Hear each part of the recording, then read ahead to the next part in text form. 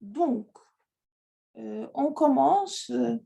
Bonjour à tous et à toutes. Et j'ai le plaisir d'ouvrir cette séance du séminaire de recherche en sciences humaines et sociales du Centre de civilisation française et d'études francophones de l'Université de Varsovie. Et je rappelle qu'on a choisi cette année le sujet général de notre séminaire, la sécurité, un concept à la croisée des époques et des disciplines. Le programme de ce semestre est disponible sur notre site.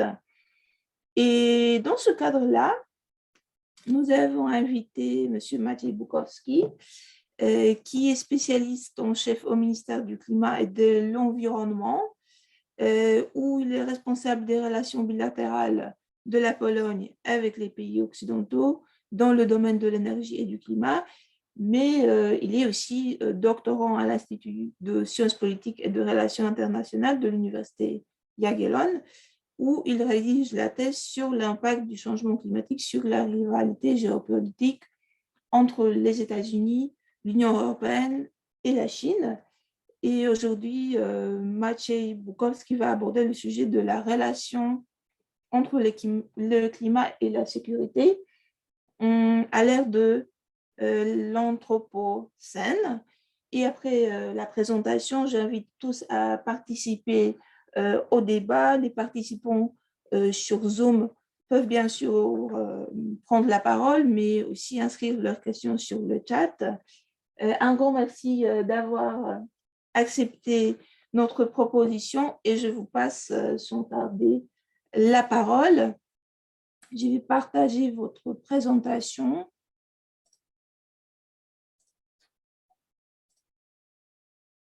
Ça y est. Voilà, ça y est, j'espère. Bien, merci bien. Surtout, merci de votre invitation. Ça me fait beaucoup plaisir de revenir en quelque sorte ici. Le sujet que je choisis pour aujourd'hui aborder, c'est un sujet, en fait, je dirais que un sujet auquel on s'intéresse aujourd'hui, mais peut-être pas encore de façon à laquelle on devrait s'y intéresser au vu de son intérêt à la fois pour nous ici, je dirais, là où on est en tant que chercheur, étudiants, professeurs et autres, citoyens même. Et de notre autre côté aussi, surtout du point de vue de la politique qui, comme mon ami le dit parfois, si tu ne t'intéresses pas à la politique, c'est la politique qui va s'intéresser à toi. Et c'est bien justement un exemple tout à fait parfait qui, en quelque sorte, montre la diversité de cet adage. Les relations climat-sécurité à l'heure de l'Anthropocène. En fait, sujet vaste auquel, pour y réfléchir, il faut bien mettre le fondement. Et pour le faire, en fait, tout d'abord, parce que le sujet même, de la façon dont il est construit, il contient quelques notions.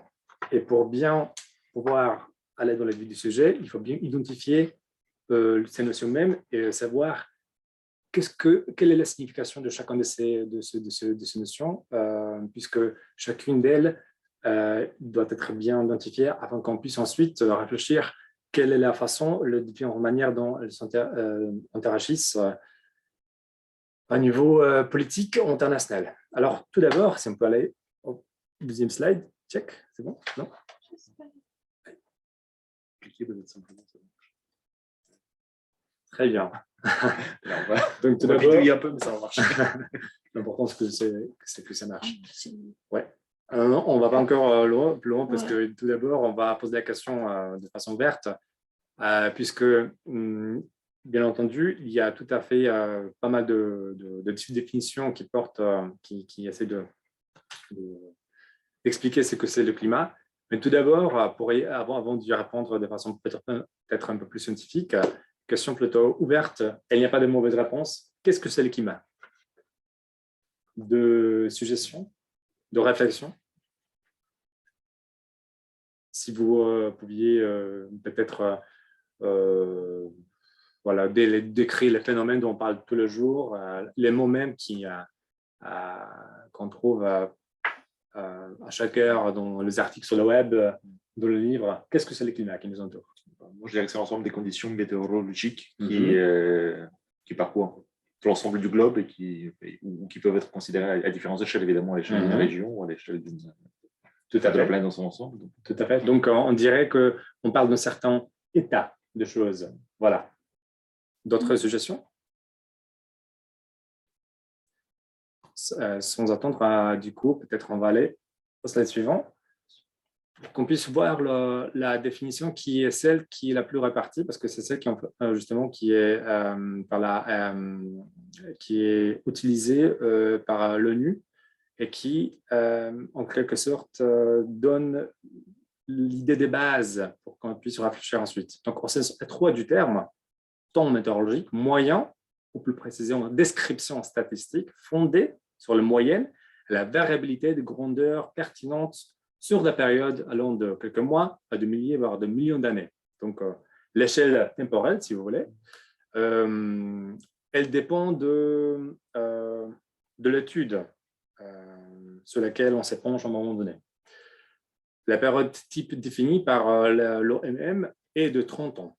Et donc, dans la façon dont nous, on réfléchit normalement, d'habitude, au changement climatique, une autre notion à laquelle on va s'interroger tout à l'heure, et c'est justement cette période de 30 ans qui, par ailleurs, c'est important dans le contexte surtout politique et aussi social, 30 ans, plus ou moins, ça correspond également à ce qu'on pense quand on pense à la notion de la génération. C'est-à-dire que si on pense aux générations suivantes, aux générations précédentes, d'habitude, on pense 30 ans. Même si 30 ans, il y a 2 années, voire des siècles, c'était justement la longueur de vie de gens, parce que cette durée était plus courte qu'elle est aujourd'hui au vu des avancées scientifiques. Néanmoins, ça reste toujours dans la réflexion scientifique, mais aussi sociale. Cette durée à laquelle on pense quand on pense à une génération qui ensuite passe aux autres. Et donc, si par exemple on réfléchit au climat tel qu'on l'a aujourd'hui, par exemple, que ce soit dans une zone géographique précise ou que ce soit dans le globe entier, on pense en certain état des choses, tous ces facteurs, ces éléments qui sont mentionnés dans cette définition, tels qu'elles sont définies, qu'elles sont existants dans ces périodes de 30 ans. Auparavant, il y avait aussi le climat, il y aura toujours, mais ces éléments ils vont varier. Et c'est là qu'il va falloir se poser la question, qu'est-ce que c'est le changement climatique? C'est-à-dire qu'on a un certain climat qui est composé de certaines variables qui sont vraies, exactes pour une certaine période. Quand elles évoluent, elles sortent peut-être de cette période sur laquelle on s'interroge à un moment donné. À la base, c'est justement, encore une fois, 30 ans. Ce changement, il va falloir le définir également. Donc, c'est ensuite qu'on va aller au slide suivant. Donc, au vu de ce qu'on vient de dire tout à l'heure, le changement climatique, on pourra dire du coup que c'est des idées?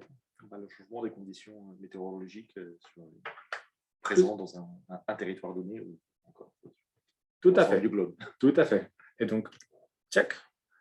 Variation de l'état du climat qu'on peut, qu'on peut déceler au moyen de tests statistiques par des modifications de la moyenne, de la variabilité de ces propagés et qui persistent pendant une longue période, généralement pendant des décennies ou plus. Et ensuite, le changement au pluriel, le changement climatique peut être dû à des processus internes naturels ou à des forçages externes, notamment la modulation des cycles solaires, les éruptions volcaniques ou des changements anthropiques persistants dans la composition de l'atmosphère ou dans l'utilisation de terre. Et donc là, on voit bien que le point de départ pour se réfléchir à ce que c'est même la notion du changement climatique, le point de départ, c'est, comme vous avez dit tout à l'heure, et à juste titre, c'est ces changements de données qui étaient vrais pendant une certaine période, qui définissaient les climats tels qu'ils étaient en tant qu'une donnée fixe. Quand cette donnée fixe évoluent afin que ces éléments changent pour des données nouvelles, on va parler, au sens scientifique, du changement climatique. Et ce qui est très important, en fait, voire peut-être même plus important, et je pense que c'est une réflexion plutôt générale et plutôt basique, mais il y a pas mal de controverses autour de cette notion même du changement climatique, puisque quand c'est dit, alors que c'est de la définition officielle de la GIEC dans son glossaire qui a été publié il y a quelques années, on peut toujours donner des exemples de ce que c'est le changement climatique, mais il n'y a pas d'une liste exhaustive, précise, et il n'y en aura jamais. Parce que tout simplement, on parle d'un grand nombre de données, des éléments qui constituent le climat tel qu'il évolue, parce qu'il faut aussi se souvenir que quand on parle du climat, on parle de données, des éléments qui composent le climat, mais avec chaque nouvelle époque qui commence et une autre qui se finit, qui s'achève, il y a de nouveaux éléments, des nouveaux facteurs qui entrent en jeu. Et donc, si quelqu'un jamais vous dit que le changement climatique, c'est là, en disant que, par exemple, les éruptions volcaniques, parce qu'elles deviennent encore de plus en plus violentes, que ça fait partie du changement climatique. Mais par exemple, la montée de mer, ce n'est plus le cas. Je rencontrais des gens de ce type. On n'a pas essayé de s'expliquer nos arguments. Ce ne sera pas vrai.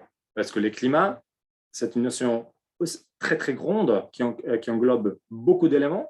Et le changement climatique sera en quelque sorte une prolongation de cette première notion. Et donc, le climat étant une notion grande et plutôt ouverte, quand on parle de changement climatique, on va parler de tous ces éléments qui composent le climat qui sont susceptibles d'évoluer. Donc voilà le point de départ pour notre discussion en ce qui concerne le climat et le changement climatique. Et donc ça fait la première partie de titre même de ma présentation. La suivante étant la sécurité. Et donc maintenant, on va aller au slide suivant. Pardon. D'abord, on va parler de l'anthropocène. Avant de s'interroger sur ce que c'est la sûreté, et encore plus la sûreté internationale, la sécurité, excuse-moi. Donc, l'anthropocène, un terme de plus en plus commun, je veux dire, reparti, et il y a de plus en plus du monde qui s'interroge sur son sens, mais aussi, je dirais, en termes aussi controversés, en quelque sorte, que le changement climatique, puisqu'il n'est pas scientifiquement défini. Pourquoi c'est le cas? Parce que l'anthropocène étant, on va voir dans quelques instants qu'est-ce qui est dit sur ce que c'est, mais c'est que la réflexion générale étant que l'anthropocène, comme le nom indique lui-même, anthro, de l'homme, on parle d'une époque qui a commencé, mais c'est une époque qui, afin de dire que c'est une époque nouvelle, parce que cette époque, au sens du climat et des conditions qui existent sur la Terre, qui sont conditionnées par l'action humaine, le fait de savoir si on vit vraiment déjà dans une époque où ces conditionnements par l'action humaine est tel qu'on pourra dire d'une époque où ces facteurs humains sont les plus importants qui définissent vraiment les conditions de la Terre, il n'y a pas vraiment d'un point juste sur lequel on pourra s'arrêter et se dire, voilà, tchac, c'est ici qu'une époque s'achève et une autre qui commence. C'est du coup maintenant qu'on peut aller sur la slide suivante. Voilà. Cela dit, le scientifique essaie de proposer que quand on parle de l'anthropocène, on parle surtout, et c'est ça la proposition fondamentale, une période géologique, c'est-à-dire que la géologie, comme cette infographie montre sur la gauche, auparavant, il y avait de périodes géologiques qui étaient, qui sont bien identifiées, bien décrites, et qui, les historiens, le scientifique peuvent s'interroger qu'est-ce qui s'est passé à ce moment-là. Mais de manière générale, il n'y a, aucune de ces époques précédentes n'est pas une source de controverse en tant que telle pour savoir que voilà, il y a le climat changé pendant toutes ces époques, pendant des millions d'années, et que certains événements ont eu lieu, et du coup, qu'il y a que explication de la façon dont les éléments constitutifs de ces époques, qu'il était, enfin, qu'il avait lieu ou pas, ou s'il il avait l'impact sur la course de l'histoire géologique ou pas. Tout est bien décrit parce que tout, en fait, résulte de preuves qu'on avait déjà scientifiquement obtenues. Pour ce qui est de cette, voilà, tout au début, la voiture et les hommes, pour savoir si on est bien déjà arrivé à une nouvelle époque qui est celle où c'est l'homme et pas d'autres conditions qui préexistaient, qui définissent les conditions fondamentales qui sous-entend les processus terrestres, ce n'est pas une, comment dire, ça reste toujours une proposition et pas une certitude. Et c'est très important de le retenir parce que même si les gens les partisans de la notion de l'anthropocène, souvent, ils disent, voilà, on a déjà l'anthropocène, c'est clair, net, et ainsi de suite. Ce n'est pas la science qui l'a dit. C'est le genre, enfin, la chercheur sociaux surtout. De moi aussi, je fais partie. Mais cela dit, il n'y a pas encore cette distinction nette entre le passé et l'aujourd'hui, dans le sens où c'est l'action de l'homme qui définit, du point de vue géologique, les conditions sur la Terre. Cela dit, encore, si on, par exemple, s'interroge vite fait sur cette graphique sur la droite, ça, par contre, ça montre enfin, c'est une simplification en quelque sorte, mais cette montée que vous y voyez, enfin, des lettres sympathiques, mais grosso modo, ça montre à quel point les effets de différents gaz qui se trouvent on trouvait la place, on pourra dire plutôt, de l'atmosphère dans les 150 dernières années, ont eu lieu. C'est-à-dire que l'effet en soi que ces émissions ont été émises, si vous voulez, en soi, ce n'est pas une question. Ce n'est pas la question de savoir si ou non, c'est une certitude.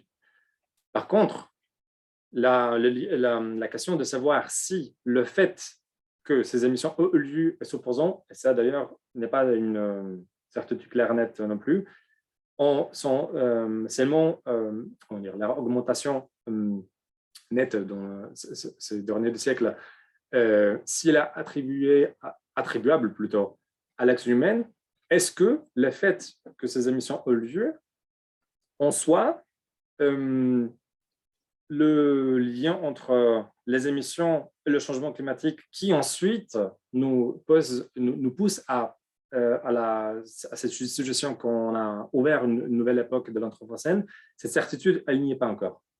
Donc, autrement dit, les émissions, ça c'est clair, qu'on en émet de plus en plus et qu'il y a cette corrélation entre la période de la révolution industrielle, la poussée de la technologie de dernières décennies, l'avancée économique de pays et tout ça.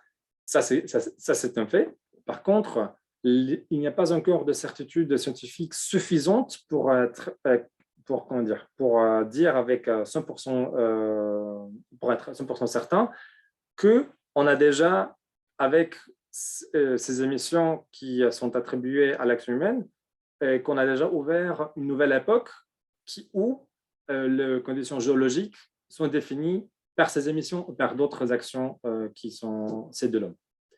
Et donc, peut-être encore quelques mots sur ce qui est écrit, parce que cette description de l'Anthropocène, cette proposition plutôt, elle vient également du glossaire de la GICE, période géologique, qu'il est proposé de créer compte tenu des profonds changements que les activités humaines ont induits dans la structure et le fonctionnement du système Terre, incluant le climat. Dans l'approche stratigraphique que l'analyse du système Terre indique que l'Anthropocène devrait débuter au milieu du XXIe siècle, bien que d'autres dates aient été avancées et sont encore à l'étude.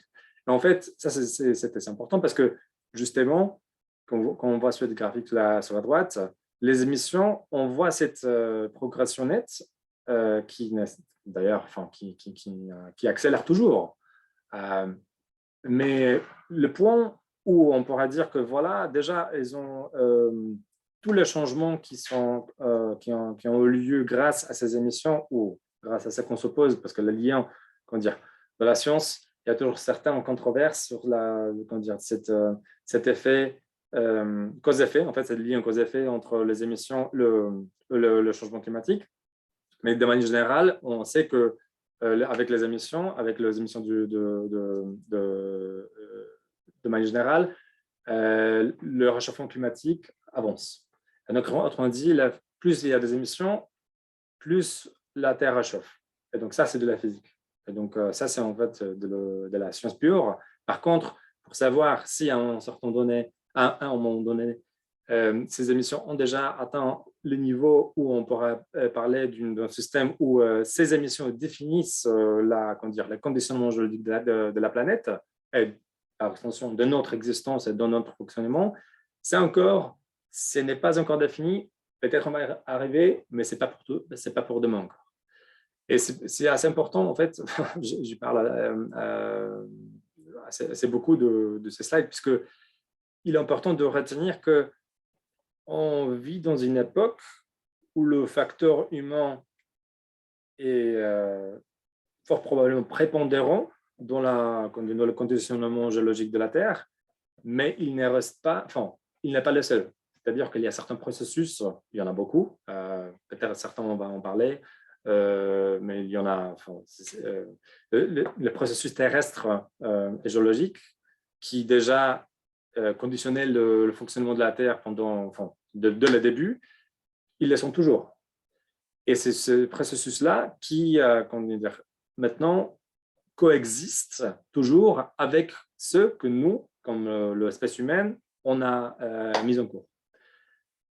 Et c'est là, en fait, c'est sur ces croisements de ces deux dimensions de processus déjà naturels qui préexistaient, de ces processus que nous, on a commencé, où, en fait, l'intérêt du sujet qu'on aborde aujourd'hui commence vraiment. Parce qu'avec l'Anthropocène et tous les changements climatiques dont on parle aujourd'hui,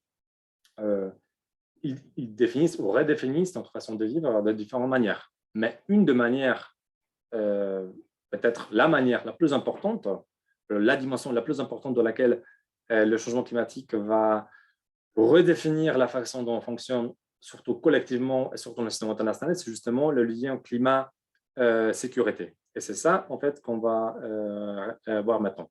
Donc, si on peut aller au slide suivant.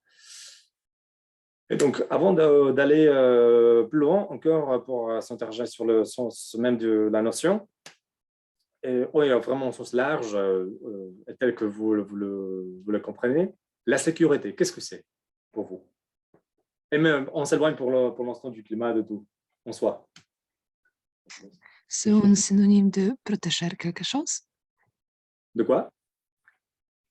C'est un synonyme de protéger quelque chose qui est délicat. D'accord, de protéger, donc de l'idée de la protection. Très bien. C'est un ensemble de normes, de valeurs qui font qu'il n'y a pas de danger. L'absence de danger. Il y a aussi une somme de sécurité nationale vous avez parlé de la sécurité internationale. Ce sera là une somme de sécurité nationale aussi. Nationale aussi, surtout, mais comment dire, sur le plan large, qu'on parle de la théorie, si vous voulez. On sait que c'est la sécurité, si on peut aller au slide suivant. Voilà. Qu'est-ce que nous dit Larousse?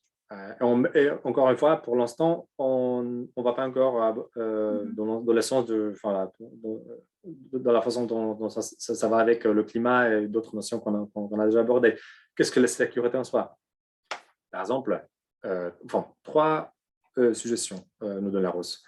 Situation dans laquelle quelque chose n'est exposé à aucun danger, à aucun risque, en particulier d'agression physique, et aussi des vols de détérioration. Ça, c'est important. Détérioration, c'est-à-dire qu'on a un certain état qu'on trouve optimal, et peut-être qu'il se détériore, c'est pas quand on s'éloigne de cet optimum. Donc, autrement dit, la sécurité, c'est notre volonté de rester dans cet optimum. Situation de quelqu'un qui se sent à l'abri du danger, qui est rassuré. Donc là, c'est une optique un peu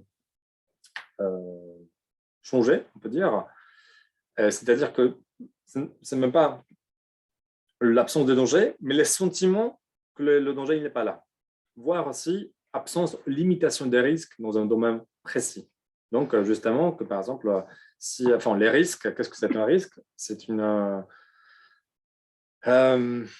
les risques, largement définis, est en source, comment dire, une possibilité de détériorer un certain état qui nous contrôle optimal. Donc, par exemple, si par exemple, nous, on se trouve en sûreté ici, qu'on est dans cette salle, si quelqu'un entre dans cette salle qu'on ne connaît pas, ça peut peut-être nous faire sentir un risque, qu'on a un risque parce que voilà, il y a un certain danger qui nous éloigne de cet état optimal qui est celui de la sécurité. Et maintenant, si on peut aller au slide suivant. Et donc, du coup, maintenant, on va... Hop. Si on peut revenir. Check. Comme ceci, merci. Et donc, du coup, on a essayé de répondre à la question qu'est-ce que c'est la sécurité dans son sens strict. Et maintenant, la sécurité internationale. Du coup. Donc maintenant, on s'éloigne des perspectives peut-être individuelles, si vous voulez, pour de choisir celle qui est internationale, donc entre les nations. C'est-à-dire, on a un système, on l'appelle le westphalien depuis le XVIIe siècle, c'est-à-dire celui de nations souveraines, c'est-à-dire que la Pologne, la France, les États-Unis, les États-nations qui ont certains géographiques, qui ont certains occupation géographique dans l'espace physique. Dans cet espace physique, on a un appareil étatique qui réunit cette nation, qui parle certaines langues, qui a un certain appareil d'État, qui a l'armée, il y a une certaine culture, ainsi de suite. Ces nations fonctionnent dans un certain système international, c'est-à-dire toutes les interactions entre ces nations dans une sphère internationale, on parle du système international, grosso modo. La sécurité internationale, du coup, c'est quoi? Si vous devriez suggérer quelque chose. Je pense relations sociales en général et aussi la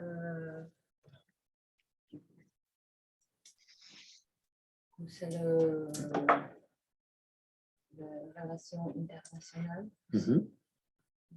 Très bien, très bien. Et il y avait quelqu'un qui Patricia? Ah oui, je pense que la sécurité internationale existe seulement si tous les droits internationaux ont été respectés par les autres acteurs dans la scène internationale. Je pense que le droit est une base. Très bien, très bien. Encore des suggestions? Non? Du coup, on a essayé de définir ce que c'est la sécurité. On a essayé également de définir même la notion assez abstraite de l'internationalité, si vous voulez, c'est-à-dire de cet espace du système dans lequel différentes nations fonctionnent collectivement. Et donc, la sécurité internationale, si on peut aller au slide suivant, tout d'abord, il faudra dire peut-être que c'est un terme qui n'est pas vraiment bien défini. C'est-à-dire qu'il n'y a pas d'une notion qui est, d'une définition qui fonctionne dans le jargon même de gens qui s'occupent du sujet. On pense plutôt à un certain phénomène qui est plutôt qui échappe un peu à la définition et en même temps tout le monde sait de quoi on parle. Donc ça, c'est en fait, ça n'est pas la science, si vous voulez, sociale qui s'en occupe. Mais cela dit, avec ce on vient de dire tout à l'heure, on pourra dire qu'on va aller on va voir cette définition laquelle je trouve elle est plutôt bonne, de professeur Jemba, un professeur polonais. Mais de manière générale, on pourra dire que sur la base de ce qu'on vient de dire tout à l'heure, que la sécurité internationale, c'est cette absence de danger, de risque dans la sphère internationale, c'est-à-dire dans le fonctionnement des États entre eux, n'est-ce pas? Et donc, le professeur Jemba, il dit qu'il s'agit d'un concept de la théorie des relations internationales qui caractérise la sécurité d'un collectif entier d'États et du système international dans lequel ces États existent même. Le terme est également utilisé pour décrire les aspects externes de la sécurité nationale et la sécurité internationale, outre la somme de la sécurité des États individuels, est constituée des conditions, de normes et des mécanismes internationaux. Son champ d'action englobe également les objectifs et les valeurs communs à l'ensemble du système international, à savoir la stabilité, la paix, l'équilibre et la coopération. Et donc, on voit bien qu'il s'agit d'une certaine définition, une proposition de définition assez ouverte. C'est-à-dire que si ce n'est pas une notion qui a une certaine limite définitionnelle, qui suggère que la sécurité englobe cet élément, mais non plus cet élément-là. Par exemple, il y a encore 50 ans, on parlait à peine, on imaginait à peine qu'à un moment donné, la sécurité internationale la préserver, par exemple, dans la réflexion, même dans les documents stratégiques de grandes puissances, quand ils trouveraient de référence au changement climatique. Aujourd'hui, il y en a partout. Il n'y a pas un seul grand État qui a de stratégie de long terme qui concerne leur politique étrangère et leur politique des actions démarches à l'égard de la sécurité internationale, qui n'aborderait pas les questions du changement climatique, puisque les changements climatiques, on va le voir tout à l'heure, posent de nombreux défis, voire même de dangers, dont la matérialisation va mettre en doute la sécurité internationale telle qu'elle existe aujourd'hui. Et telle qu'elle existe aujourd'hui, elle fait partie d'un certain système qui a été conçu surtout après la Deuxième Guerre mondiale, qui n'est pas parfait, on le voit bien, il ne faut pas chercher loin, on voit ce qui se passe aujourd'hui à cette ère-là même, dans notre pays voisin, en Ukraine, pour constater tout simplement que ce système tel qu'il a été conçu n'est pas parfait. Et ce n'est même pas la question qu'il y a certains trous dans son architecture, c'est juste que ce système, de la façon dont il est fait, il n'est pas forcément efficace dans la façon où, plutôt dans la mesure où la charte de l'ONU, qui a été établie en 1945 après la Deuxième Guerre mondiale, qui a mis en place certaines règles de jeu, si vous voulez, ensuite qui a été avancé et développé en normes internationales et surtout des normes de conduite, de coutume même, la façon dont on fait certaines choses afin de préserver la paix en général sur la Terre, c'est-à-dire que certains, par exemple, peut-être un exemple, vous allez le trouver assez simplifié ou voire même bête, mais en pratique, aujourd'hui, dans le système de la sécurité internationale, les grandes puissances tolèrent le conflit à petite échelle, mais les grands conflits qui mettent en cause les intérêts des grandes puissances, par ces puissances même, ne sont pas tolérés. C'est la raison, par exemple, pourquoi aujourd'hui, même s'il y a cette dichotomie entre la montée de la puissance de la Chine et la mise en doute de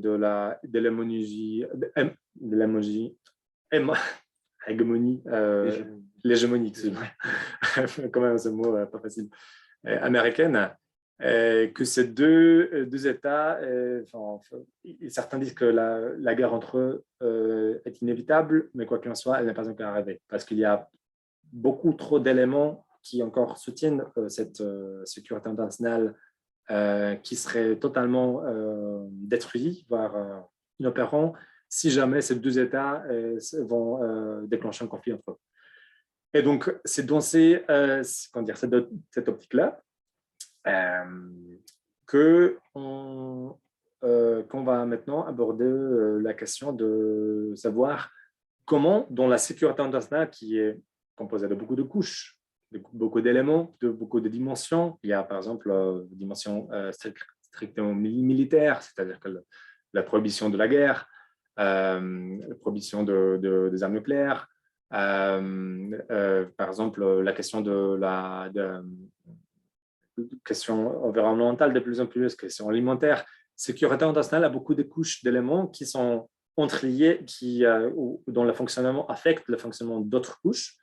Mais cette nouvelle couche sur laquelle on va s'interroger aujourd'hui, qui est celle qui, à long terme, peut-être, sera même celle qui sera la plus importante, est justement celle du climat, qui évolue, qui change. Et ces changements climatiques mettent en cause la sécurité internationale. Encore une fois, c'est très important de retenir le fait qu'on ne parle pas de notions bien définies qui sont stables et qui, par exemple, interagissent d'une certaine manière précise, définie et qui est claire et nette. Non. Il s'agit des types de phénomènes qui sont chacun de son côté évoluent. Et donc, quand on parle de la sécurité internationale aujourd'hui, c'est une autre notion, ou plutôt c'est une notion à laquelle on réfléchissait différemment il y a encore quelques années, encore plus il y a 50 ans, 100 ans ou quelques siècles. Mais c'est la même chose quand on parle du climat.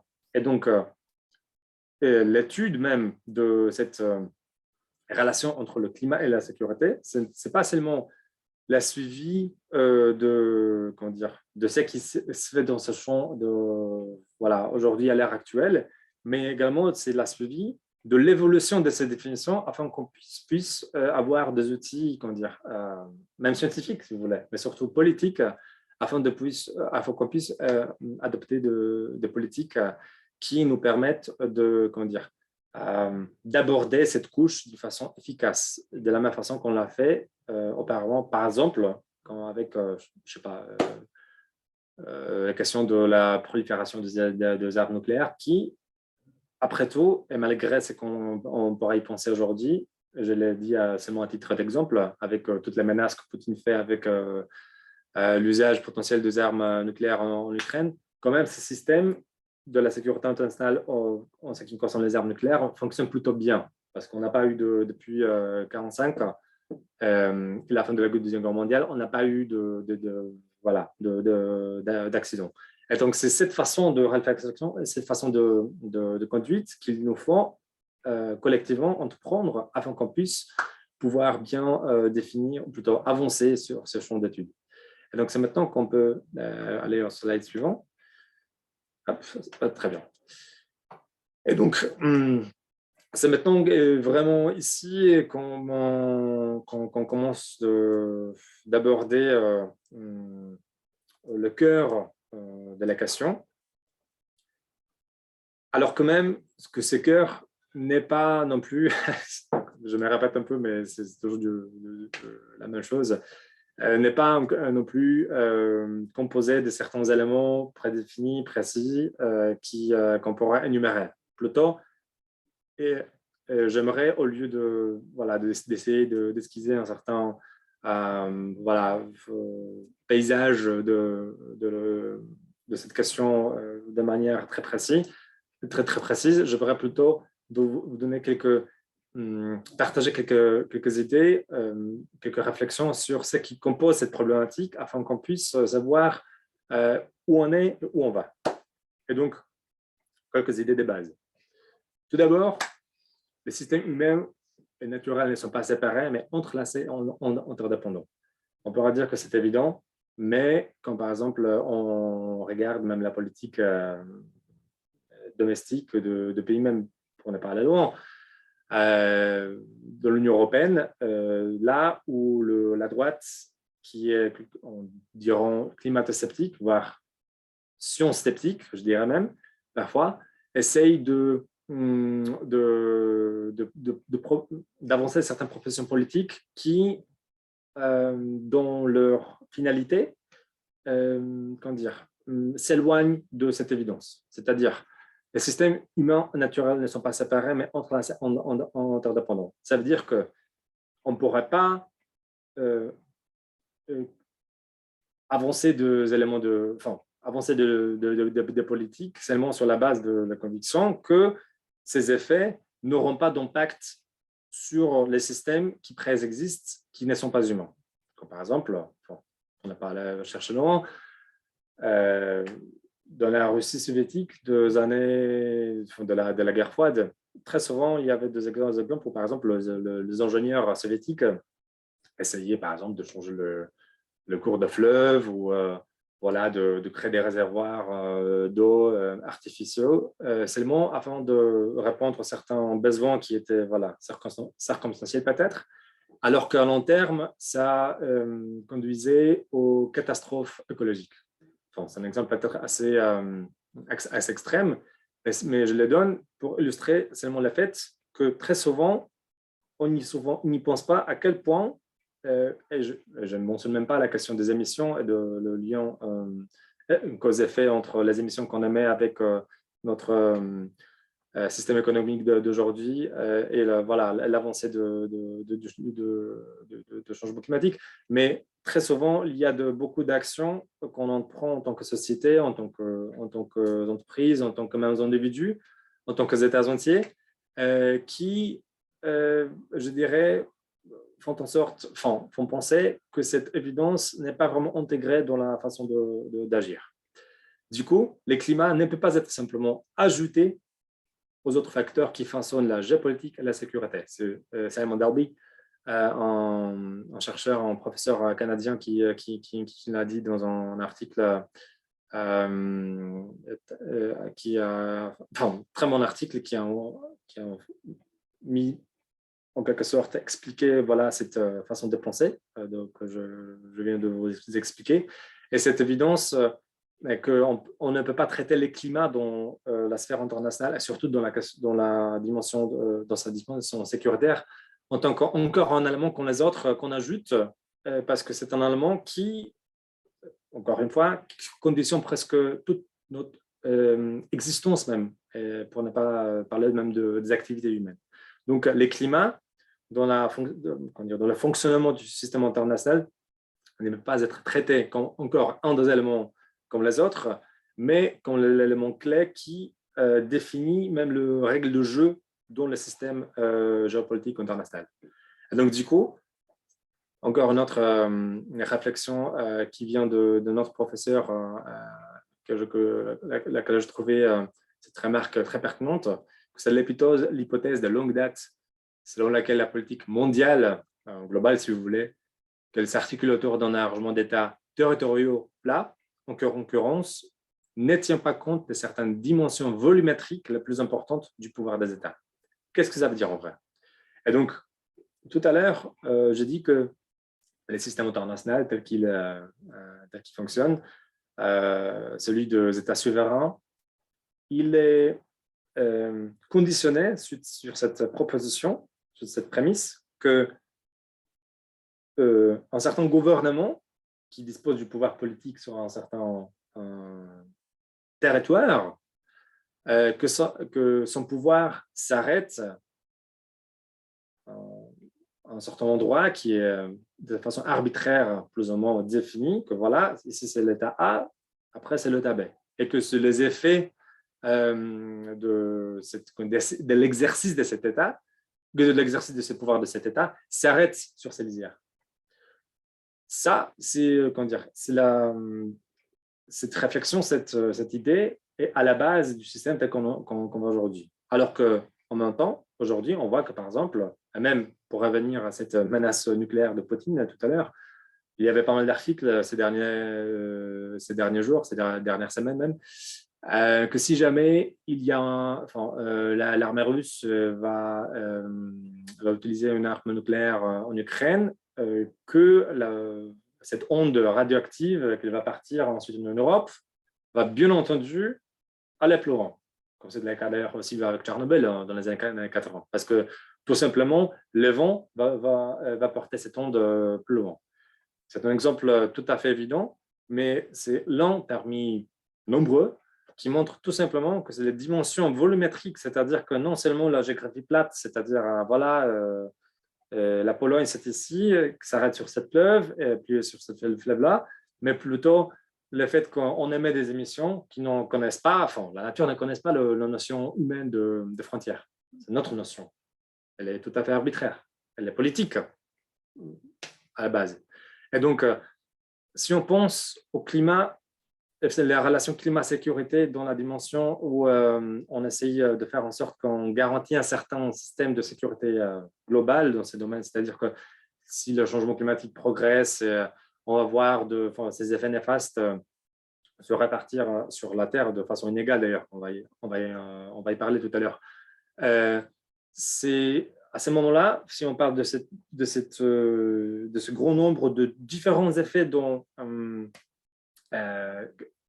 va voir répartis dans le système international, c'est cette logique dans laquelle on est encore aujourd'hui, dans laquelle on pense que voilà, on est c'est ici, maintenant plus là-bas, donc la responsabilité s'arrête ici, mais ne va plus loin au-delà de frontières d'un État donné, elle n'estime plus, tout simplement. Et donc, d'ailleurs, si jamais ça vous intéresse, c'est des réflexions de professeur Stuart Alden, justement, il appelle la géopolitique volumétrique. C'est-à-dire qu'on ne peut plus penser à la façon dont le pouvoir politique est exercé en s'arrêtant sur la notion de la souveraineté telle qu'elle a été définie jusqu'alors. C'est-à-dire que, encore une fois, frontière et définie telle qu'elle était jusqu'alors. Et donc, si jamais ça vous intéresse, je vais vous envoyer le lien parce que c'est vraiment très intéressant. Et donc, l'évolution de la géométrie des mers et de l'atmosphère a désormais autant d'importance pour la géopolitique que le volume traditionnellement évalué comme la longueur des frontières ou la surface des États. C'est encore le professeur Stuart Alden qui l'a à juste titre dit dans son article. Donc, ces changements géométriques résultent de changements climatiques non linéaires qui se produisent simultanément au niveau mondial, régional, local, avec de nombreuses couches d'interdépendance entre chacune d'elles. En fait, c'est ça vraiment l'élément clé de cet argument. Parce que jusqu'alors, la géopolitique, d'ailleurs aussi une notion qui, surtout aujourd'hui, chacun est un spécialiste en géopolitique, je trouve. Et donc, du coup, il y a beaucoup de compréhension quand on parle de cette notion. Mais de manière générale, l'idée de la géopolitique, en tant qu'un champ d'études, c'est de s'interroger sur la façon dont le pouvoir politique est exercé dans un conditionnement physique, une réalité physique donnée. Et cette réalité physique donnée, jusqu'alors, quand on regarde l'histoire humaine ces derniers quelques milliers d'années, et surtout quelques derniers siècles, quand on pensait au climat, le climat était plausible stable, c'est-à-dire que dans la mesure où il évoluait, ces évolutions étaient plutôt périodiques. Donc, on pensait plutôt pas vraiment au climat, mais plutôt au changement météorologique qu'on pourrait décrire, identifier et identifier cette périodicité. C'est-à-dire que, par exemple, si un roi français polonais ou un autre en Europe, en Asie ou ailleurs, pensait déclencher une nouvelle conquête, ces généraux devaient penser que, par exemple, l'hiver va venir et peut-être va rendre sa campagne, ses plans plus difficiles que s'ils voulaient le faire, par exemple, dans un autre mois de l'année. C'est évident. Il n'y a rien de particulièrement controversé à propos de cela. Par contre, aujourd'hui, quand on pense au climat, ou plutôt un système climatique dans lequel on existe, qui évolue, qui change, et qui change de façon qui est difficilement identifiable, ou plutôt prédictible, parce qu'il y a certaines trajectoires qu'on peut peut-être identifier partiellement, mais jamais il y aura quelqu'un aujourd'hui en moins qui va nous dire que, par exemple, d'ici dans 10 ans ou 20 ans, c'est à coup sûr que, je ne sais pas, en Ukraine, si jamais il y aura une nouvelle guerre, parce qu'on espère que celle qui a lieu maintenant va s'achever, qu'il va faire tellement chaud à l'est du pays que, par exemple, l'hiver ne sera plus un obstacle pour l'armée russe pour avancer à l'ouest. Ce qui est le cas aujourd'hui, par exemple, parce que l'hiver est venu, ou va venir bientôt, et ça, du point de vue tactique ou stratégique, ça pose un vrai problème. Alors, donc, pour le militaire, par exemple, au Pentagone, aux États-Unis, ils ont tout un bureau qui en fait, qui est payé ou qui emploie des gens, des professeurs et autres, qui réfléchissent à cette question précisément, pour essayer de dévoiler en quelque sorte qu'en sera-t-il dans, je sais pas, dans 10 ans, dans 20 ans, mais on ne le sait pas vraiment, parce que le changement climatique, même si ces avancées, c'est une réalité, on peut s'interroger sur ses causes et sur le rôle de l'homme dans le fait que ces changements climatiques sont aussi bouleversants et rapides qu'ils le sont aujourd'hui. Mais le fait qu'ils ont lieu, c'est une certitude. Par contre, la façon dont ces changements encore vont évoluer et quels effets ils vont porter précisément pour les États qui font partie du système international, ça, en fait, c'est le rôle de ces champs d'études dans lesquels moi je m'intéresse, mais ce n'est pas de la magie. Il n'y a pas d'une boule magique on va regarder dedans, on va dire, voilà, ce sera ça dans 10 ans. Non, parce que tout simplement, il y a beaucoup trop de facteurs qui sont en jeu à la fois aujourd'hui, et il y en aura encore plus demain. La réalité physique dans laquelle les systèmes internationaux modernes fonctionnent, la répétition des effets du changement climatique est inégale dans le temps et dans l'espace. Donc, c'est justement ce qu'on vient de dire. Les systèmes internationaux composés des États, les États, encore une fois, cette spécificité que la souveraineté s'exerce sur un certain territoire qui est défini, pas plus loin, à moins qu'on change la frontière, légalement, on ne peut pas le faire par la force, quand la Russie essaie de le faire, mais il y a d'autres manières dont un État peut changer légalement sa composition.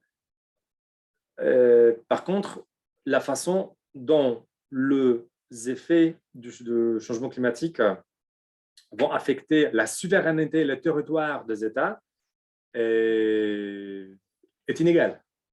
Parce que, par exemple, si vous regardez les États insulaires de la Polynésie ou ailleurs sur le Pacifique, là-bas, pour les États où, comme par exemple, je vais vous donner un seul exemple, mais il y en a plein, Nauru, un petit État insulaire, je crois qu'il n'y a plus que de genre 20 000 habitants. Une seule île qui a été mise à plat par les Japonais dans les années 40 afin que ce soit un porte-avions genre fixe pour eux pendant la guerre. L'effet aujourd'hui de cette décision, il y a 70 ans, est que avec la montée de mer dans cette région là-bas, cette île, donc par extension, dans le système international, encore une fois, on parle de la souveraineté, cet État va disparaître tout simplement d'ici dans 30 ans peut-être. Qu'est-ce que c'est 30 ans? Encore une fois, c'est une génération. Et donc ça pose une question de la survie du peuple. Après, ces peuples, aussi bien peut-être, comme ils essaient de négocier, sera absorbé en quelque sorte par l'Australie, qui a de fortes chances qui va accueillir ces réfugiés, mais c'est un exemple assez extrême, mais lent parmi nombreux, qui montre à quelle façon la progression du changement climatique met en danger la souveraineté même des États. Et donc, la dimension temporelle et dimension spatiale. Dimension temporelle de cette affaire. Certains effets se manifesteront plus rapidement dans des lieux de zones données que dans d'autres, où des changements même inverses peuvent se produire, du moins sur un horizon temporel limité. C'est-à-dire,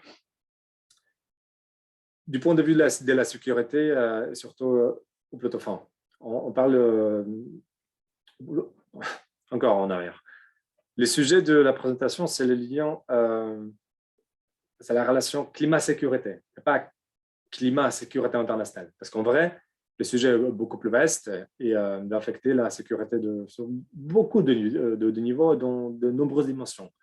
Par exemple, aussi bien, si vous voulez, et c'est d'ailleurs aussi une question tout à fait pertinente dès aujourd'hui, le Maghreb, là-bas, ou l'Asie du Sud-Est, avec la montée de la température moyenne, auront certaines régions non plus habitables.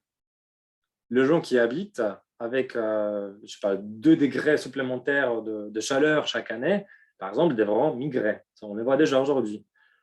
Ceux qui vont rester, peut-être, si vous avez là-bas une rendue viticole ou autre qui dépend du processus naturel de la terre, qui seront maintenant mis en cause, peut-être va réduire l'argent que vous normalement gagneriez dans l'année pour soutenir votre vie et votre famille. Du coup, peut-être, ce sera un facteur qui vous rendra plus agressif, si vous voulez, au point de vue de l'État. Donc, l'État aura l'intérêt à ce qu'il devra garantir la sécurité avec des moyens peut-être plutôt violents ou ne pouvant pas répondre aux nouveaux besoins de ces citoyens dont les conditions économiques vont se détériorer.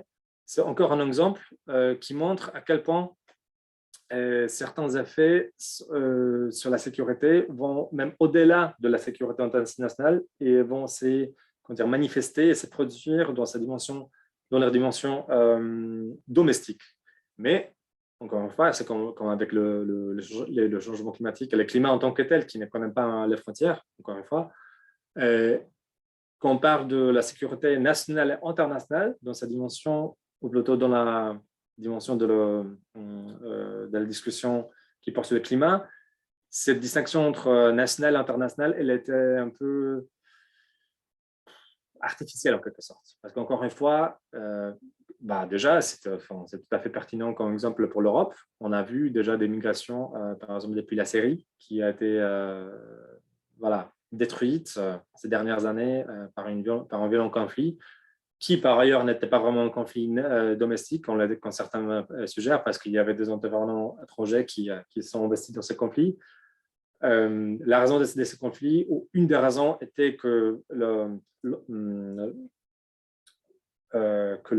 la production agricole du pays était diminuée par le réchauffement climatique. Enfin, je simplifie un peu et je raccourcis l'argument parce que ce n'est pas le sujet qu'on voulait aborder ici plus. Mais de manière générale, c'était un conflit qui a produit de millions de migrants qui ensuite voulaient venir en Europe. Donc un conflit domestique qui a été soit initié, soit même pas initié par des facteurs liés au changement climatique, mais qui peut-être été avancé ou en quelque sorte aggravé par ces facteurs, forcément affecte également la sphère internationale. Donc du coup, c'est pour ça qu'on parle plutôt climat-sécurité et pas sécurité nationale ou internationale, même s'il y a des chercheurs qui se spécialisent plutôt en ceci ou cela. Mais cela dit, encore une chose à ajouter sur la question de cette dimension temporelle. C'est très important de retenir que, par ailleurs, ça fait un argument qui est avancé parfois par les sceptiques, et les gens qui ne croient pas vraiment à ce que le changement climatique est en fait, qui est la question de savoir comment ça se fait que parfois certains effets de changement climatique à court terme produisent des effets, on dirait, inverses à ce que la science suggère. C'est-à-dire que, par exemple, que dans certains endroits où la température diminue et ne s'augmente pas. Je ne veux pas aller, mettons, vraiment loin dans la science. En plus, je ne suis pas un peu compétent pour s'expliquer, mais de manière générale, ce qu'il faut retenir, c'est que la progression du changement climatique, c'est pas comme on l'a dit déjà plusieurs fois aujourd'hui, c'est pas un phénomène qui est très concret et qui est identique pour toutes les régions. Cette progression, c'est comme toutes les couleurs du gris. C'est-à-dire qu'il y en a beaucoup, mais de manière générale, il y a une certaine trajectoire, mais qui parfois, c'est comme, je sais pas, pour vous donner encore d'autres exemples qui m'approchent, si vous jouez sur la bourse, les prix montent mais ou descendent, mais s'ils montent ou descendent, ça ne veut pas dire qu'ils montent seulement ou descendent seulement. Il y a des ondes, des fluctuations, tout à fait. Et donc, c'est dans la sphère du fonctionnement du climat, c'est exactement le même mécanisme, là, la même dynamique qui s'applique. Et donc, ces effets en direct peuvent, par exemple, nous amener à des situations où, par exemple, en Russie, quand certains chercheurs suggèrent, à court terme ou à moyen terme, dans la perspective de quelques décennies à venir, on va voir que certaines régions qui vont peut-être partiellement réchauffer, qui pourront aider ou même améliorer la production agricole. Mais à long terme, à moins que certains fondements du fonctionnement de la civilisation même sont repensés et réimaginés, cela ne va pas nous aider d'une manière ou l'autre. Donc voilà, juste food for thought. Dans cette dimension spatiale, voilà, on l'a dit tout à l'heure aussi. Et donc, c'est aussi ce professeur Haldane qui nous renseigne que cette non-linéarité de l'incidence des effets du changement climatique explique la diversité des approches politiques adaptées par les États dans le système international à l'égard de la politique climatique. Et donc voilà, Nauru, qu'on a mentionné tout à l'heure, bien entendu, la priorité numéro 1, 2 et 3 du gouvernement, ce sera la survie du peuple, parce que c'est un danger imminent. Mais aujourd'hui, par exemple, comme on les voit, pas seulement en Europe, mais peut-être surtout en Europe, il y a seulement quelques mois, voire moins d'un an, quand on parlait de la politique climatique ou de l'énergie en Europe, il y avait deux priorités concurrentes pour le gouvernement, c'est-à-dire le prix de l'énergie et l'avancée de la politique climatique. Donc, c'était des priorités qui sont un peu opposées en soi parce que jusqu'alors, les hydrocarbures à l'économie qui fondaient sur elles étant super subventionnés, c'était moins cher que l'énergie renouvelable, qui devient moins cher seulement maintenant.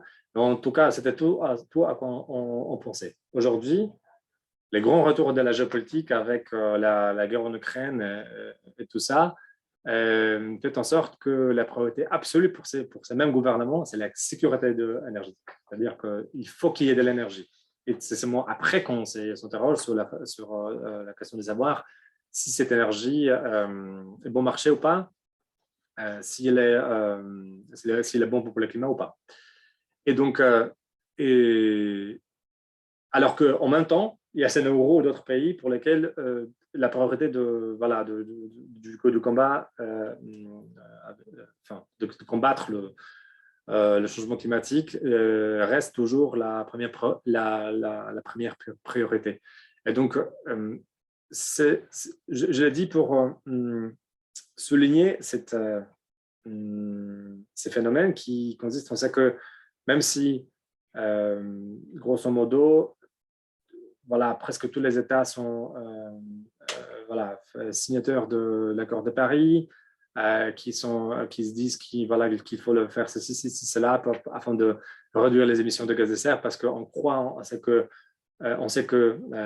les émissions qui viennent de l'activité humaine font seulement avancer ces changements qui sont néfastes au fonctionnement du système économique mondial, du système international sécuritaire et de la civilisation même.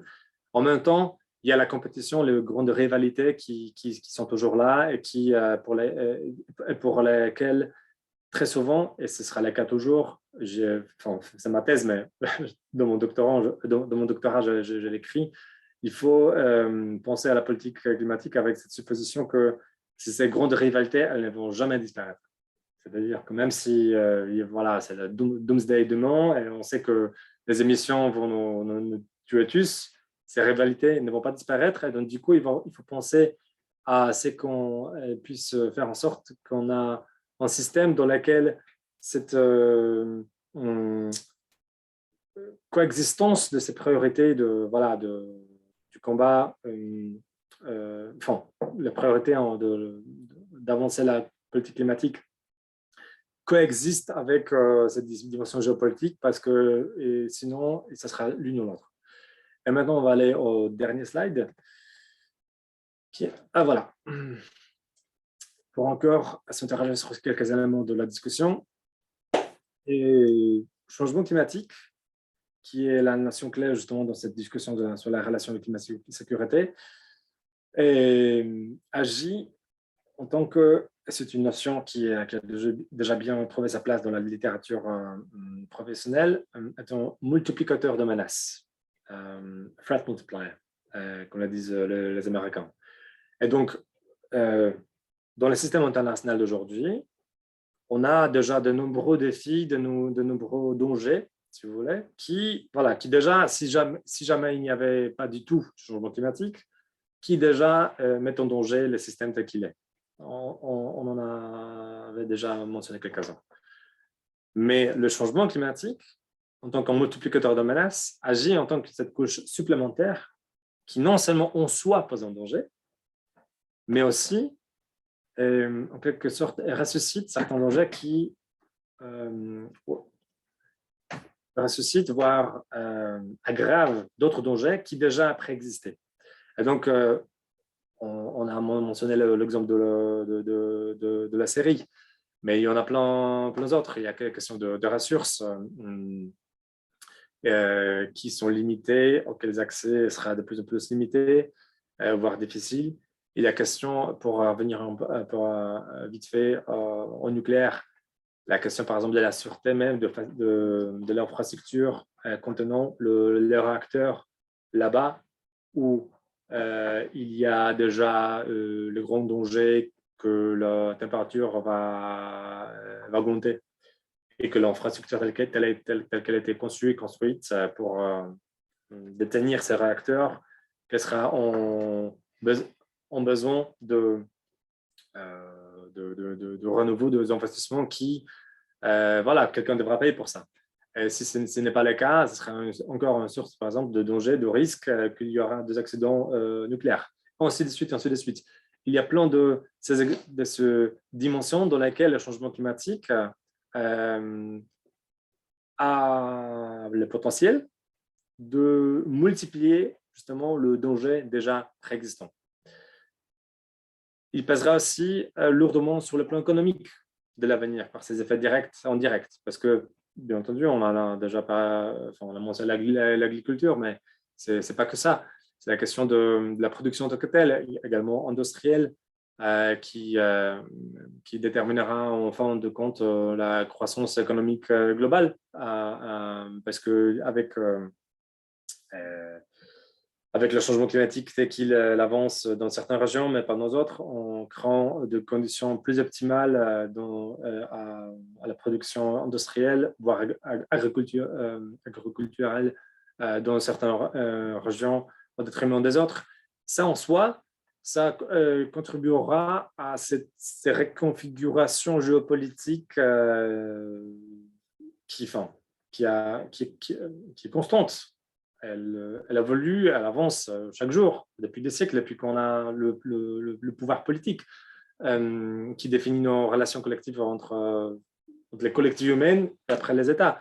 Mais le changement climatique, justement, cette relation climat-sécurité, le changement climatique dans cette dimension de la relation climat-sécurité aura certainement beaucoup de mots à dire dans l'avenir sur la répartition du potentiel économique de pays dans le monde. Ici, c'est également la question très important, je pense, il est de le dire, que les façons qu'on envisage pour combattre le réchauffement climatique, et donc par extension le changement climatique,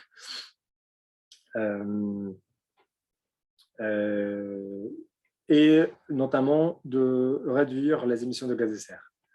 Et pour le faire, on essaie justement de s'éloigner des hydrocarbures au bénéfice de l'énergie renouvelable. L'énergie renouvelable, pour l'avoir, il nous faut d'autres ressources, des ressources concrètes qui sont très souvent aussi disponibles seulement dans les mines, quelque part en Afrique, en Amérique du Sud ou ailleurs. Et pour y aller, pour les extraire, il faut des investissements avec lesquels les grands investissements sont toujours accompagnés des influences politiques, ainsi de suite. Et donc, comme c'est le cas, par exemple, aujourd'hui, que pour avoir du pétrole, c'est l'Arabie Saoudite, le Golfe, grosso modo, et quelques autres pays, la Russie aussi. Demain, il est fort probable que ces pays seront remplacés, par exemple, par le Chili, par l'Argentine, par le Congo, Mozambique, là-bas où on trouve du lithium, voire par la Chine, qui, c'est assez intéressant de le souligner, pour ce qu'on appelle la terre rare, parce que c'est vraiment des éléments chimiques, comme le nom l'indique, extrêmement rares, qui sont très importants dans les technologies avancées, les chips et autres.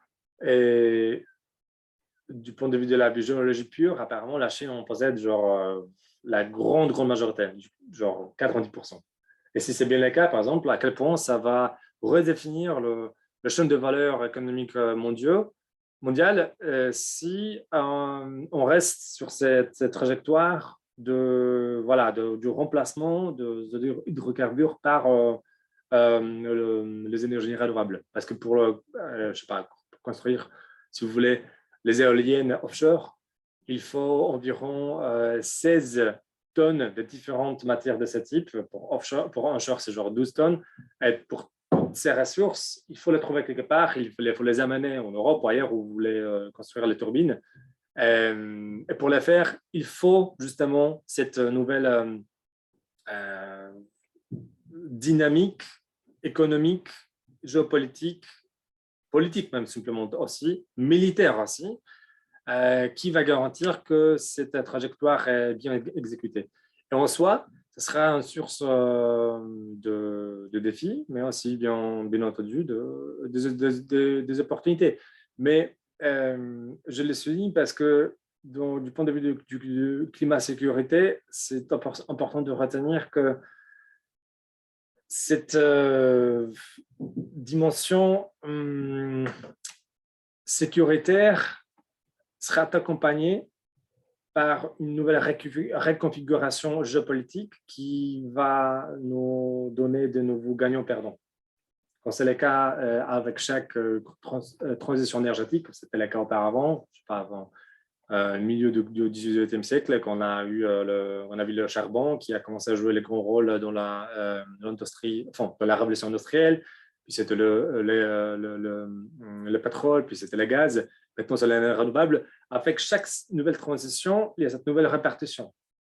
Et ce sera le cas également aujourd'hui. Donc, il faut en tenir compte en pensant à ce que nous, en tant que citoyens, en tant qu'entité politique, on essaye d'obtenir aujourd'hui, afin de faire en sorte que cette trajectoire est soutenable, on dit. Oui, voilà. Viable, tout simplement. Voilà. De toutes ces perspectives qui sont importantes. Voilà. Comme vous le voyez, c'est un sujet vaste avec lequel on pourrait c'est le reste de notre génération. Exactement, le reste de notre génération, afin d'essayer d'arriver à certaines conclusions. Et je ne suis même pas sûr si on y arrive. Mais quoi qu'il en soit, j'espère qu'avec ce que je viens de dire, je vous ai donné quelques idées sur avec quoi ça se mange et à quoi ça ressemble. Et parce que mon but était surtout d'essayer de faire en sorte qu'on soit un peu mieux renseigné sur les éléments constitutifs de cette discussion, parce que cette discussion, elle n'a fait que commencer. Donc voilà, merci. Merci beaucoup pour cette présentation très riche et stimulante, je pense, pour la discussion. Moi, j'aurais une question, je ne sais pas si je peux commencer. Oui, on ouvre le débat. Donc, j'ouvre le débat, et donc peut-être pour ouvrir le débat, il nous reste 10-15 minutes peut-être au maximum. Je vais revenir aussi très rapidement sur la question de définition, parce que justement, donc on est, comme vous l'avez dit, et je pense qu'on est d'accord là-dessus, que sécurité, c'est avant tout une tendance à réduire les risques. Donc, disons, un état où les risques sont réduits au minimum, plus ou moins. Et qu'est-ce qu'un risque? En fait, si je reviens à une définition de géographe, c'est la corrélation entre un aléa, c'est-à-dire la probabilité qu'un événement malheureux puisse survenir, et la la résilience. C'est-à-dire que la résilience, c'est la capacité des sociétés à résister face à un danger, face à un risque, etc. Et donc, justement, je voulais un peu revenir sur ça parce que vous avez peu utilisé ce terme-là de résilience, et vous l'avez peu évoqué. Et j'ai l'impression que, justement, que dans les politiques, dans la sphère des médias aujourd'hui, dans le débat public même en général, on insiste toujours sur cet aspect de l'aléa. C'est-à-dire qu'en fait, il y a deux façons de réduire un risque. C'est-à-dire que soit on essaie de limiter au maximum la probabilité d'un événement malheureux, le fait qu'il y ait une sécheresse, le fait qu'il y ait un changement brutal du climat, etc. Ou alors on peut travailler du côté inverse sur la résilience, c'est-à-dire la capacité des sociétés à résister. Et donc justement, je voulais vous demander, est-ce que vous pouvez nous dire quelques mots sur les politiques internationales, disons, ou les politiques du GIEC, par exemple, qui insiste aussi sur la résilience, puisqu'on a l'impression qu'il y a une sorte de dichotomie. D'un côté, on crie toujours il faut réduire les aléas, il faut émettre moins de CO2, il faut produire il faut réduire la consommation aussi, justement, etc. etc. Et d'un autre côté, on a l'impression que ça ne marche pas vraiment, puisque le GIEC répète sans cesse que les résultats sont mauvais.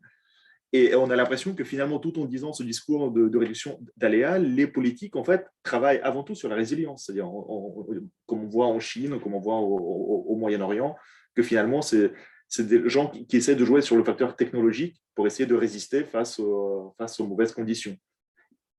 Et donc, justement, je reviens un peu sur ça. Est-ce que vous pouvez nous dire comment est-ce que sur l'arène internationale aujourd'hui se fait ce débat entre à la fois travailler sur la résilience et en même temps travailler sur la réduction des aléas climatiques. Et est-ce qu'il y a un dialogue entre les deux tendances, peut-être quelque chose?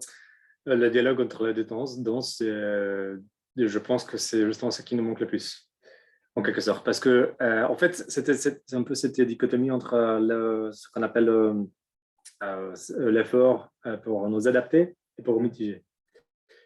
Et la mitigation, c'est tout ce qu'on fait afin de prévenir ce qui va venir. Alors que, voilà, on l'a fait comme vous l'avez dit, et à juste titre, les résultats aujourd'hui ne sont pas vraiment satisfaisants. Est-ce qu'ils seront on ne sait pas combien d'années si on limite la consommation de la viande, si on change de voiture, tout ça? On ne sait pas. Il n'y a aucune façon de le prévoir avec certitude. Donc, toutes les politiques, par exemple, en Europe, et pas que, qui nous poussent à changer nos modes de vie. Après tout, en fin de compte, et même si moi-même, à la fin du jour, je suis plutôt partisan de cette approche, il faut le dire que c'est plutôt une hypothèse que ça va fonctionner. Parce que c'est une hypothèse qui peut-être être scientifiquement appuyée, mais ça reste une hypothèse. Alors que ce qui se fait aujourd'hui avec les extrêmes météorologiques qui se manifestent de plus en plus chaque année, avec par exemple la tempête, qui font trembler toute une industrie de l'assurance, par exemple, et ainsi de suite. Et ça, c'est toute une dimension de choses où, où la résilience est préférée à la mitigation. Et donc, comment faire en sorte que ces deux priorités sont en quelque sorte respectées et que mutuellement avancées? Tout d'abord, c'est la question de l'argent. Pour la résilience, comme par exemple c'est le cas, j'ai pas mal de liens avec les États-Unis, donc je vais vous en parler un peu parce que je pense que c'est assez. Pardon. Voilà, c'est plutôt un bon exemple parce que là-bas, alors je ne veux pas dire que la tempête Katrina en 2005 qui a eu lieu, que c'était que le lien entre réchauffement climatique et cette tempête qui est carrément net. Non, c'est pas ce que je veux dire. Ce que je veux dire par contre, c'est que depuis Katrina, il y avait eu déjà plusieurs autres tempêtes qui, du point de vue de la statistique pure, n'étaient pas censées avoir lieu. Alors que cette tempête a eu lieu. Et depuis, à la fois en Nouvelle-Orléans ou ailleurs dans la région de Mississippi ou ailleurs dans les États-Unis où il y a eu cette tempête, les Américains, peut-être c'est également un peu la question de leur attitude générale et leur approche, comment faire certaines choses et comment aborder même la notion du risque dans leur existence collective. Mais à chaque fois qu'ils le font, soit les Américains partent ailleurs où c'est mieux, où le risque est moindre, soit ils investissent. Ils investissent comment? dans l'infrastructure, dans une nouvelle politique, dans ceci, cela, afin que la prochaine fois, quand ça va arriver, alors qu'il est fort probable que ça va arriver, parce que si la statistique maintenant, enfin, chaque année, il y a de plus en plus de tempêtes, même si on peut difficilement deviner qu'est-ce qui va venir, on sait que quelque chose on va sait arriver. voilà, il est fort probable qu'il y en aura encore plus l'année prochaine que l'année dernière. Et donc, je donne comme exemple pour démontrer que la résilience en tant que priorité encore plus importante sur l'échelle des de priorité que la mitigation, par exemple dans un pays tel que les États-Unis, elle y est déjà. Ce n'est pas forcément le cas en Europe. Mais en même temps, en Europe, du point de vue du changement climatique qui progresse aujourd'hui, enfin, je ne suis pas sûr si c'est élégant de dire que heureusement, mais nous, on est les moins exposés de tous les continents sur ces effets les plus néfastes. En même temps, par exemple, si on parle de l'Afrique, où le changement climatique aujourd'hui nous montre ses côtés les plus violents de ces avancées. Il y a certaines manières dont cette résilience était essayée d'être les avancées améliorées, mais en même temps, même s'il y a beaucoup d'idées, il y a des ingénieurs qui viennent de tous les pays, qui discutent comment faire en sorte que des pays, je sais pas, maghrébins aux autres, où on pourrait par exemple construire ceci, faire cela, pour améliorer cette résilience. En fin de compte, les États occidentaux qui, après tout, si on admet cette hypothèse que la montée, l'augmentation du nombre d'extrêmes météorologiques qu'on vient de mentionner est due au fait qu'on a ce réchauffement climatique qui ensuite est dû au fait qu'on des émissions. Les émissions viennent d'où? Surtout des pays industrialisés, donc de l'Europe, de l'Occident. L'Occident n'est pas même prêt aujourd'hui de payer ces 100 milliards de dollars par an. C'est beaucoup que ça quand même pour l'ensemble. Voilà. Qui sont, selon l'ONU, nécessaires afin de mettre vraiment en place, améliorer cette résilience dans les pays qui en ont le plus besoin. Donc, je dirais que money is king.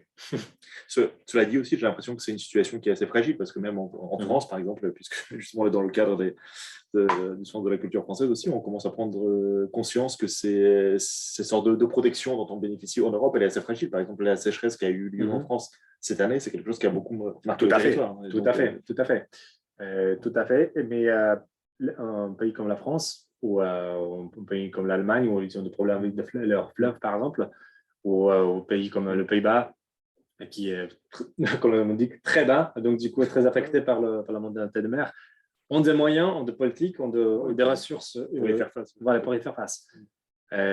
C'est la question de la résilience, en fin de compte, je pense que celle où cette inégalité face au changement climatique est la plus accentuée, parce que les États sont inégaux face à ces effets, non seulement dans la dimension de la façon dont ces effets se répartissent eux-mêmes, mais également dans la dimension quand ils sont capables d'y faire face. De résister. Voilà. Donc, grosso modo, je pense que ce serait ça, malheureusement. Merci beaucoup. Il y avait une question en ligne, je crois, de Patricia. Oui, il y avait une question. Pani Patricia. Oui, alors j'essaie de me préparer avant le séminaire. Je lis Le Monde. J'ai trouvé un article qui concerne le changement d'attitude de Greta Thunberg envers le charbon. Maintenant, elle est contre l'énergie atomique. En bref, oui, je voudrais poser une question. Quelles idées ou de propositions en Pologne qui peuvent être acceptées par le gouvernement vraiment doivent être proclamées par l'initiative comme le Młodzieżowy strajk klimatyczny? Oui, parce que je ne sais pas. Maintenant, je suis la confusion.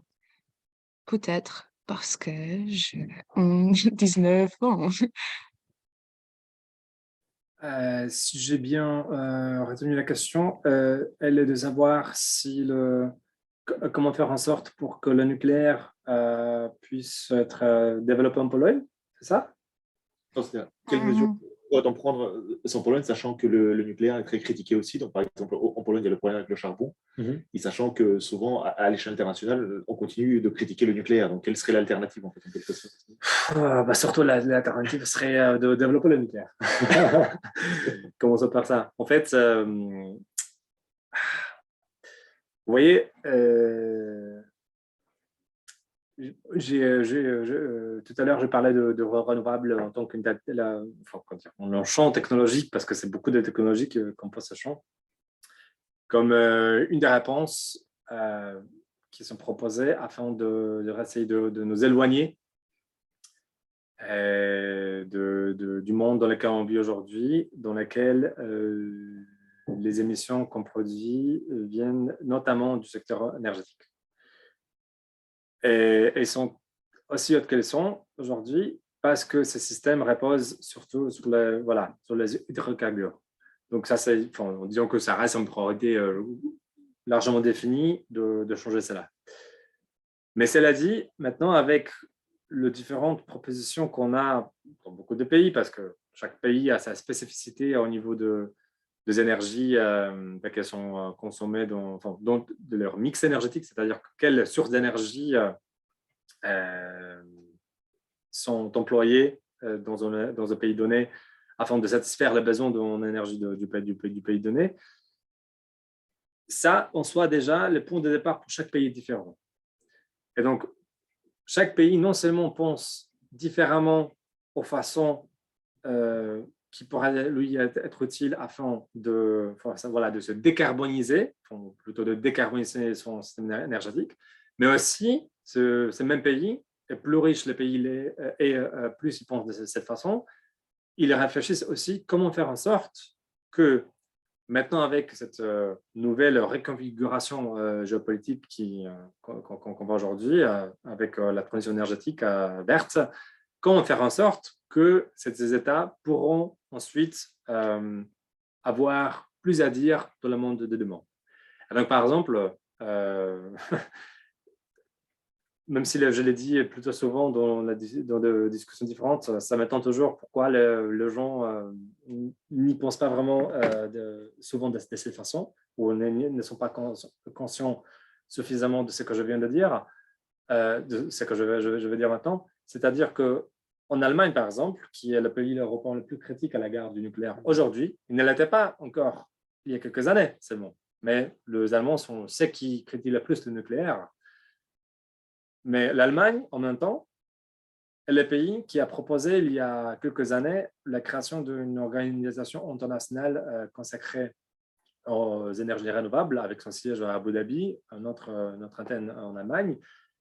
Et cette organisation, son rôle en pratique, même si c'est une organisation internationale, est d'être une espèce de chaîne diplomatique pour ensuite agrandir cette influence de l'industrie renouvelable allemande dans le monde.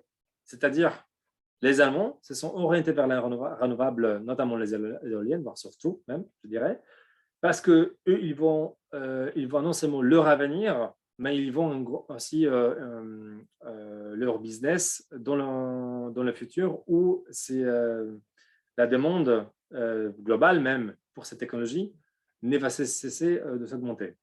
Et donc, je l'ai dit pour expliquer en quelque sorte, et je ne dis pas que c'est la seule raison pourquoi les Allemands sont sceptiques à l'égard du nucléaire aujourd'hui, mais c'est très important de retenir que si on parle par exemple de ce que le nucléaire critique aujourd'hui en Europe, ça ne veut pas dire qu'il est critiqué de manière générale, parce que les Français, par exemple, ils s'y tiennent toujours. Le président Macron a annoncé seulement il y a quelques semaines, je pense, la création de nouveaux petits réacteurs. De nouveaux réacteurs. La décision prise il y a 50 ans de créer un gros parc nucléaire sur lequel l'énergie française repose, le besoin d'un grand pays qui est la France, sont satisfaites surtout par cette énergie venant de ces réacteurs. La France a choisi une autre voie que l'Allemagne. Et donc, la décarbonisation de la France, non seulement sera plus rapide, plus aisée, parce que déjà, le pays, ses besoins sont satisfaits surtout de l'énergie nucléaire.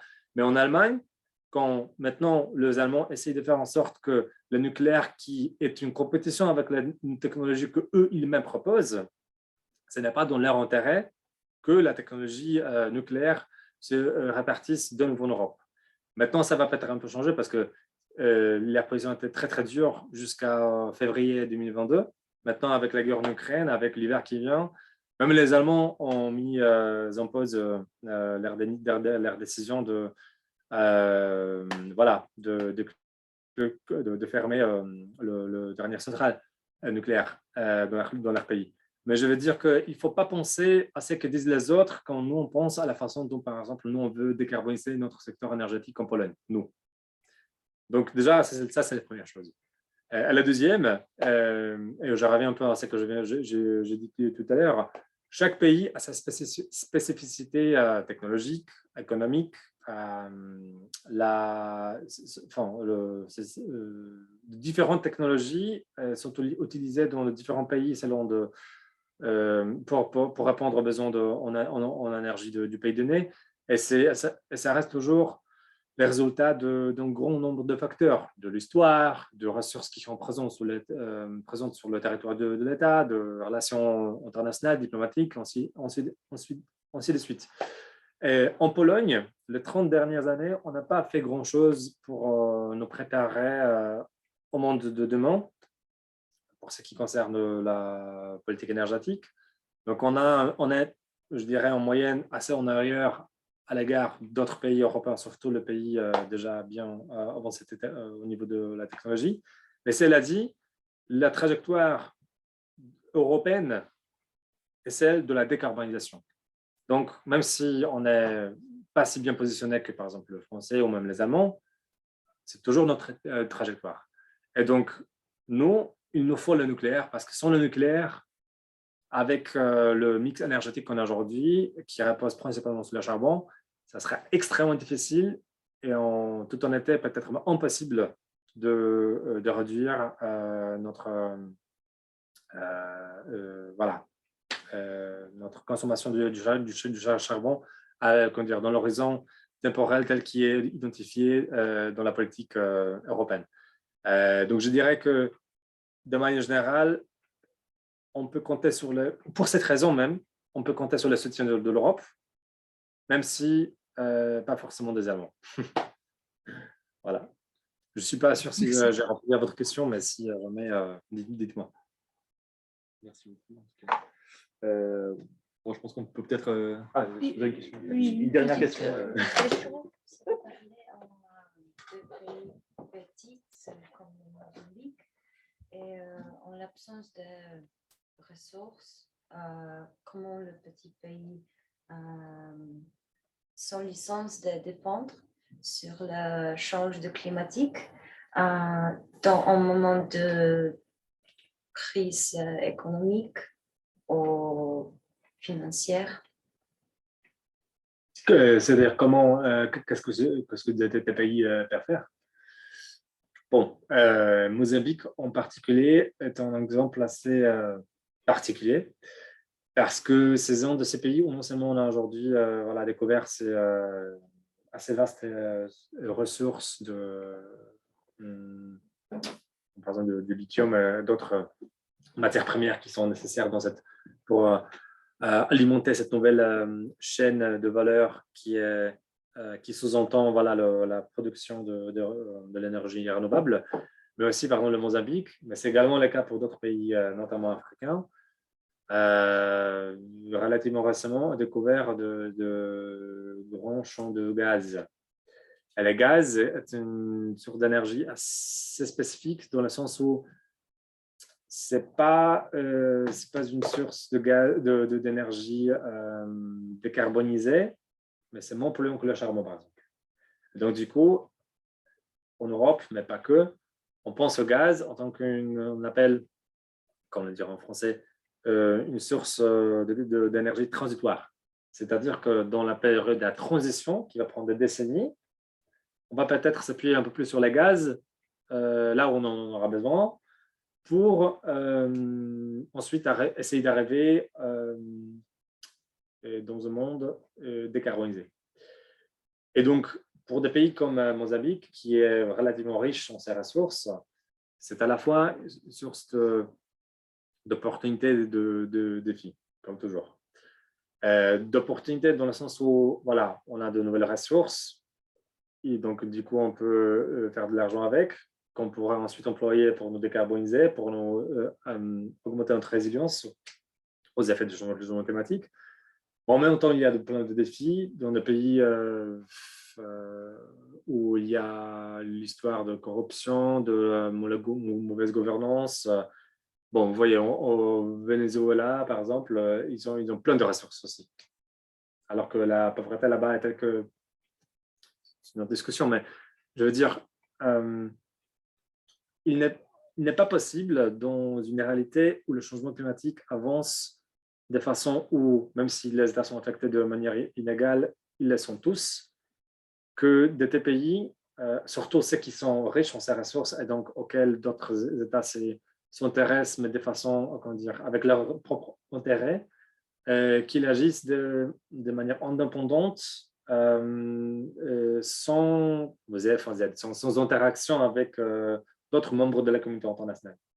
Et donc, je dirais que surtout des pays devraient, enfin, ils le font toujours, enfin, c'est même pas mon opinion, c'est ce que je vais vous dire, ça résulte des observations de ce que ces pays font déjà. C'est-à-dire qu'ils essayent de faire le maximum pour profiter du système international tel qu'il existe aujourd'hui, dans lequel on a l'ONU, on a la diplomatie, ces différents appareils et tout, pour faire signaler leurs besoins et pour faire aussi signaler ce qu'eux peuvent contribuer. C'est-à-dire, supposons que Mozambique, là-bas, sur la côte, ils ont besoin de, je sais pas, fortifier, refaire certains murs ou de protection contre la mer, pour les financer, alors qu'ils n'ont pas, peut-être ils n'ont pas encore de fonds pour le faire. Ils devront soit emprunter auprès de la Banque mondiale, soit peut-être ils vont le faire auprès de la France, alors que la France, ensuite, Total, aura un contrat pour extraire du gaz de champs qui sont là-bas.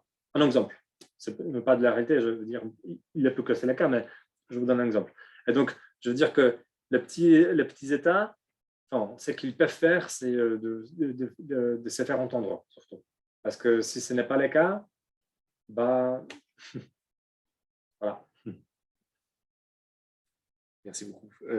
Merci pour votre question. Bah, écoutez, je propose qu'on termine les débats là-dessus parce qu'on a dépassé un petit peu le temps déjà. On vous remercie beaucoup pour cette discussion très intéressante qui aurait pu durer, je pense, encore des heures parce que, comme vous l'avez dit, il y a beaucoup de choses à dire et ce n'est pas demain qu'on va résoudre toutes les difficultés.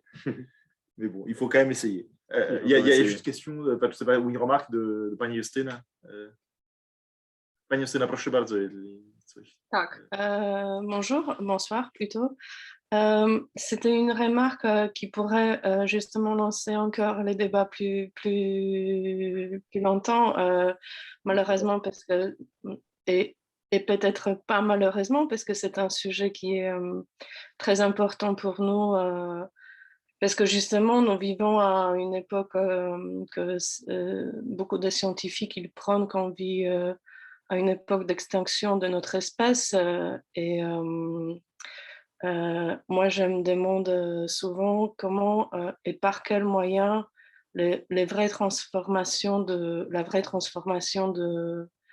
nos sociétés peuvent se faire, hein, et de nos économies pour qu'on puisse justement prévenir les jours où il n'y aura plus d'humanité et plus d'autres espèces qui permettent à vivre sur cette planète.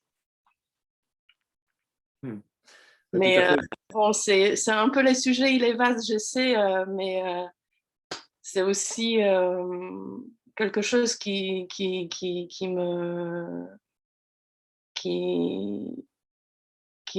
d'un côté, ça me tient à cœur, mais aussi je me pose des questions. Comment réellement, par quels moyens ça peut se passer pour qu'on puisse, à nos niveaux personnels aussi, avoir un impact sur les changements pour prévenir le changement climatique, par exemple. C'est effectivement un sujet tellement vaste qu'on pourra difficilement l'aborder maintenant, d'autant plus qu'il est plutôt philosophique. Car il n'y a pas vraiment de réponse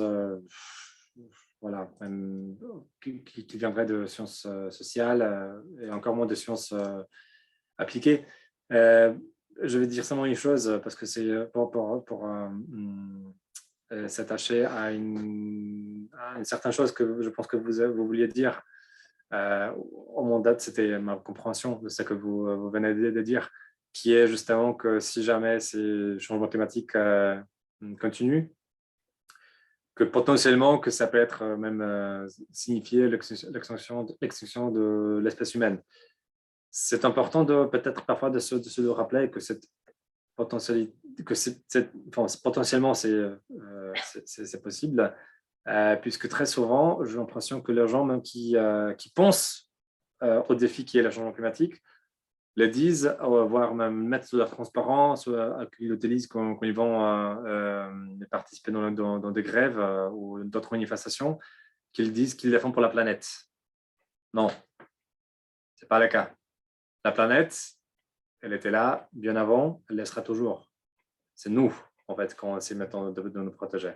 Si jamais le changement climatique, que ce soit grâce aux raisons qui nous sont propres, ou peut-être, je sais pas, il y a un astéroïde qui tombe demain, ou quelque chose d'autre se passe, ou des processus naturels recommencent, qui vont nous faire disparaître, c'est pas que la planète va disparaître avec nous. C'est très égocentrique, je trouve, de dire parfois, je l'entends tous les jours presque, qu'on se bat pour la planète, on se bat pour nous dans tout ça. Donc, voilà. Oui, exactement. Merci. Et puis, j'ajouterais juste ce qui est inquiétant et rassurant à la fois, j'ai l'impression, parce que tous les climatologues qui parlent de ces questions-là, j'ai l'impression que maintenant, ils disent que de toute façon, d'une façon ou d'une autre, la nature elle retrouvera ses droits, c'est-à-dire qu'elle reviendra à un équilibre. Exactement. Simplement, ce rééquilibrage sera plus ou moins douloureux pour nous, en fait. Exactement. La question. Exactement. Tout à fait. Soyons rassurés pour la planète, mais soyons plutôt inquiets pour nous. Exactement.